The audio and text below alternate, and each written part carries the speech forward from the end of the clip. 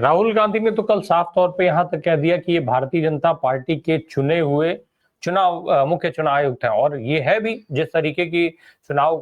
तरीके से सीसी चुनने का सिस्टम बनाया गया, फिर उसको बदला गया तुरंत से, सीजेआई को उसमें से बाहर करके, उस कमेटी से बाहर करके, और फिर अपना एक मंत्री रख लिया गया। तो जाहिर सी बात है कि अगर 3 लोगों की कमेटी में 2 लोग एक ही घर के होंगे तो कभी भी वहां उनका बहुमत होगा। तो और फिर दूसरा, जो प्रक्रियाओं पर जिस तरीके का सवाल उठता है कि आप 3 नाम ले आए, कल बैठक होनी है और आज आप देर रात को जो है नेता विपक्ष के यहाँ भेज देते हैं कि हाँ भाई कल इस पे बैठक होगी और ये 3 नाम है। अरे उसमें फिर क्या कर लेगा नेता विपक्ष जाकर के? एक तो पहले से आप बहुमत में है, दूसरा आप इस आदत के नहीं है कि आप किसी भी सवाल का जवाब देंगे, तो नेता विपक्ष वहां जाकर के करेगा क्या? सिवाय वहां पर नोट लिखने के वो और क्या कर सकता है? उसके हाथ में क्या है? तो ये प्रक्रिया अपने आप में सवालों के घेरे में पहले से रही है। विनय सर, जो बात अभी संजय सर कह रहे थे, एक तो सवाल वो है ही बड़ा, साथ में जिस तरीके की चर्चाएं चल रही हैं कि भाई घर घर तक ये संदेश पहुंच गया, सरकार की मंशा चुनाव आयोग। लेकिन एक और चीज मैं समझना चाहता हूं सर, ये खेल जो चुनाव में वोटर्स की संख्या घटाने बढ़ाने से कहीं ज्यादा इस चीज का आरोप लग रहा है कि जो अपने मूवेबल वोटर्स हैं, जिनका उपयोग हरियाणा में हुआ, दिल्ली में हुआ, महाराष्ट्र में हुआ, उन लोगों का नाम बिहार की सूची में जोड़े जाने का है। तो इससे कैसे पार पाएगा चुनाव आयोग? इस आरोप से कैसे बचेगा चुनाव आयोग, और सरकार कैसे बच पाएगी? कि एक बात तो तय है कि जिस ढंग से लोग सर बाहर निकल करके आए हैं इस ये के खिलाफ, चुनाव आयोग के इसके खिलाफ, उसे ये बात साफ तौर पे जाहिर है कि विपक्षी पार्टियां इस संदेश को लोगों को पहुंचाने में सफल हुई है कि चुनाव आयोग जो काम कर रहा है वो उन लोगों के हित में नहीं है, या ऐसे कह लें कि जो पॉलिटिकल इंफॉर्मेशन था उसकी ठीक प्रोसेसिंग और डिकोडिंग जो है आम लोगों के तरफ से हुई है। देखिए, जो संकट है हमारे सामने वो यही संकट है कि जो संवैधानिक संस्थाएं हैं वो कानूनी रूप से गलत काम कर रही है ना, और भाजपा ये इंश्योर कर रही है कि जो है संविधान का दुरुपयोग करते हुए किया जाए। जो जूरिस्प्रूडेंस के हिसाब से कहा जाता है कि हमारा जो संविधान है वो बीच बीच का है, मतलब हमारे यहाँ जो है प्रोसीजर एस्टैब्लिश्ड बाय लॉ नहीं है, ना ही जो है ड्यू प्रोसेस ऑफ लॉ है। सिर्फ कोई चीज कानूनी रूप से सही हो गई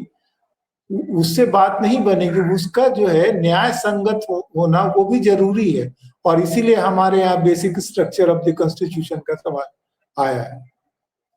जो संकट हमारे सामने आया है वो कानून की वजह से नहीं आया है। हमारे सामने जो संकट उपस्थित हुआ है वो इस वजह से हुआ है कि जो डेमोक्रेसी है वो न्यूनतम जेंटलमैनशिप की अपेक्षा करती है कि आप जो ये डेमोक्रेसी का खेल जो है कानून के हिसाब से खेलेंगे। ये जो चरित्र में बदलाव आया है, देखिए कानूनों की अपर्याप्तता होती है, गैप होता है, पर पहले जो सरकारें थी उस गैप का इस्तेमाल जो है अपना दमनकारी चरित्र थोपने के लिए नहीं करती थी। उसका बहुत अच्छा उदाहरण जो है ऑफिशियल सीक्रेट एक्ट और डिफेमेशन एक्ट। पहले इस कानून का इस्तेमाल जो है सरकारें बहुत रेयर मौके पे करती थी, और बहुत सारे ऐसे उदाहरण हैं कि लोगों ने जो है सरकारी दस्तावेज बाहर निकाल के छापे, उनके ऊपर बहुत कड़ी कार्रवाई नहीं हुई है ना। उसमें डिफेमेशन में भी पहले इस तरह का मामला नहीं होता था कि जो सीधा 10 करोड़ का आपके ऊपर पनिशमेंट के हिसाब से आपको से हटाने के लिए किया जाए, ऐसा नहीं होता था। और ये जो परसेप्शन की लड़ाई जो सरकार ने जो संविधान हत्या दिवस मनाया, और ये जो इसलिए जो जिस बात को सरकार को सुनिश्चित करनी चाहिए थी, चुनाव आयोग को सुनिश्चित करना चाहिए था कि चुनाव आयोग चूंकि एक संवैधानिक संस्था है सर्वोच्च न्यायालय की तरह, और उसमें जनता का विश्वास बने रहे, इसके लिए चुनाव आयोग को बजाय किसी राजनीतिक पार्टी के माउथ पीस लगने के उसको जनता के साथ संवाद करके सभी राजनीतिक पार्टियों के साथ डायलॉग करके एक बीच का रास्ता निकालना चाहिए। लेकिन जिस ढंग से चुनाव आयोग ने राजनीतिक दलों के प्रतिनिधि मंडलों से बात की और बाहर आकर के उनको कहना पड़ा कि हमारी मुलाकात जो है इसको हम सौहार्दपूर्ण नहीं कह सकते हैं, ये अपने आप में एक बहुत बड़ा मार्कर है। देखिए, उनकी मांग जो है जायज नाजायज अलग हो सकती है, ठीक है ना, लेकिन आप उनसे बात जो करेंगे, उनकी बात समझने की कोशिश तो करेंगे, संवाद तो करेंगे। लेकिन अगर आप वो ना करेंगे तो इससे ये आप पहले से निर्णय पे पहुंचे। दूसरी बात आप देखिए कि जिस तरह से सूचनाएं अखबारों में आ रही है, वो जो अनिश्चितता है या जो कंफ्यूजन है उसको दूर करने वाली नहीं है, बल्कि कई तरह की सूचनाएं देके लोगों को कंफ्यूज करने की बात और किसी तरह से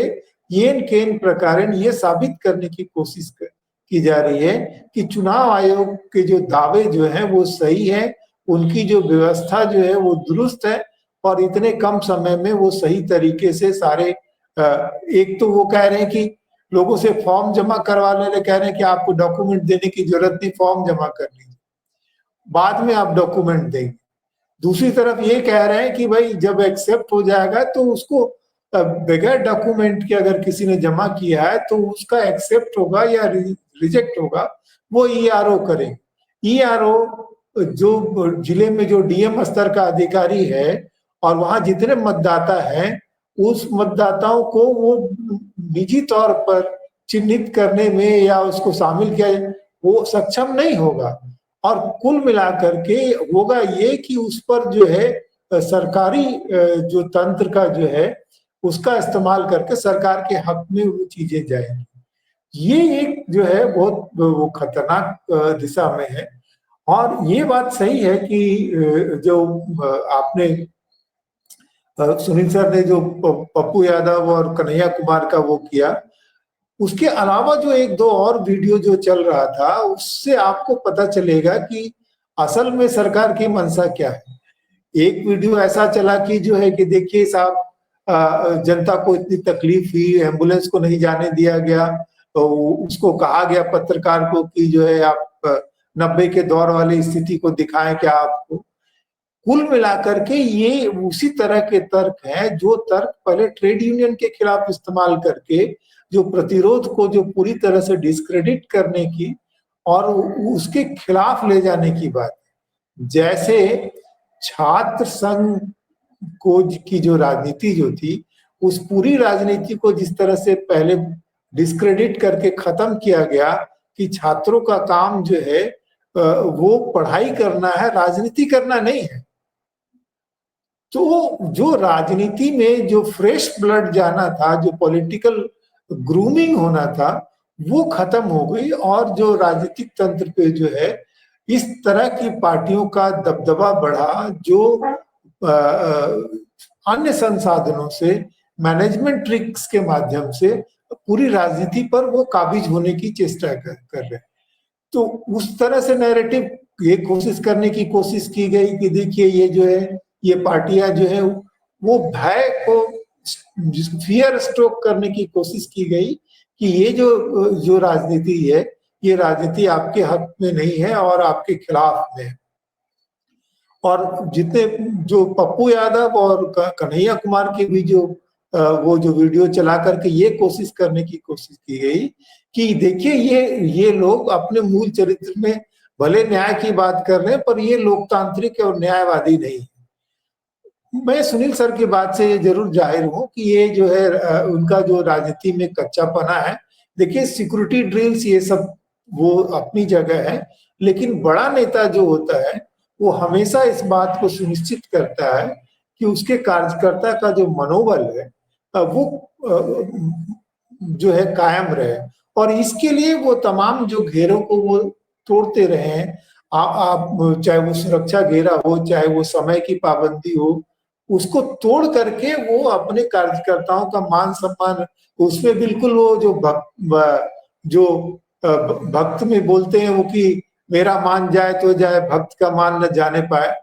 और जो आपका जो वोटर है या जो आपका कार्यकर्ता है, वो वही आपकी असली ताकत होती। तो ये जो है थोड़ा जो प्रसंग जो था वो अवांछित था और इसको रोका जाना चाहिए, क्योंकि देखिए पप्पू यादव एक ऐसे नेता है जिसकी अपनी ताकत है, बड़ी है छोटी है वो एक अलग बात है, पार्टी उनकी बड़ी है छोटी है वो अलग बात है, अच्छा बोलते हैं खराब बोलते हैं अलग बात है, लेकिन एक राजनीतिक कार्यकर्ता पॉलिटिकल एक्टर के रूप में आपको पप्पू यादव सक्रिय मिलेंगे। बाढ़ हो कोई हादसा हो जाए खड़े मिलते हैं। यहाँ भी आप देखेंगे कि बहुत पप्पू यादव के बहुत सारे पोस्टर आपने देखे होंगे, झंडे देखे होंगे, लोग देखे होंगे, रेलवे लाइन की पिकेटिंग में उसको देखे होंगे, ठीक है ना। तो हालांकि पप्पू यादव ने राजनीतिक समझदारी से काम ली और उसके बाद, और विपक्ष तो जो सत्ताधारी दल तो इसको एक्सप्लॉइट करने की कोशिश करेंगे ही, पर जो असली बात ये है कि ये जो छोटी घटनाएं हैं, इस छोटी घटनाओं के बावजूद जो मूल विपक्षी दल है बिहार में वो कन्वर्ज कर रहे हैं। देखिए अंकों के मामले में जिस तरह से होता है, एक और एक जो है 2 बनेगा, 0 बनेगा या 11 बनेगा, ये इस पर निर्भर करता है कि उनके बीच का रिश्ता क्या है। यही हालत जो है वो राजनीतिक पार्टियों के बीच में होती कि वो जब मिलेंगे तो कितनी ऊर्जा पैदा करें। ये इस पर निर्भर करेगा कि वो एक दूसरे को किस तरह से लेते हैं, उनके कार्यकर्ता किस तरह से लेते हैं। जब वो केमिस्ट्री आप नहीं फिक्स कर पाते हैं, एक कॉमन गोल नहीं दे पाते हैं, तो जब वो गठबंधन आपका या संबंध जो मैकेनिकल होता है, तो पार्टियों के बीच संबंध बनने के बावजूद, समझौता होने के बावजूद ग्राउंड पे वो चीजें असफल हो जाती है। अब कागजों पर दिखता है कि इतना परसेंट इनका वोट है, इतना परसेंट इतना वोट है, तो ये चुनाव साफ जीत रहे और चुनाव हार जाते हैं, है ना। नुकसान भी हो जाता है कई बार। तो इसलिए जो है ये जो, और इसीलिए सामाजिक आंदोलन और राजनीतिक घटनाएं वो जगह होती है जो आपको राजनीतिक कार्यकर्ता तैयार करते हैं, है ना। तो ये बहुत जरूरी कार्यक्रम होता है राजनीतिक लोगों के,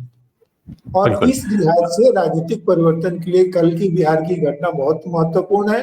देखिए न्यायालय का निर्णय चाहे जो कुछ भी हो, पर ये परसेप्शन और जो पॉलिटिकल एनर्जी जो रिलीज हुई है उसको अगर राजनीतिक दल सही से इस्तेमाल करेंगे तो जरूर बदलाव आएगा। बिहार ने सांप्रदायिक राजनीति को शिकस्त दी है, सामाजिक न्याय की ताकतें जो है बिहार में अभी सक्रिय हैं, और जो कन्वर्जेंस हो रहा है इसका अच्छा नतीजा देखिए।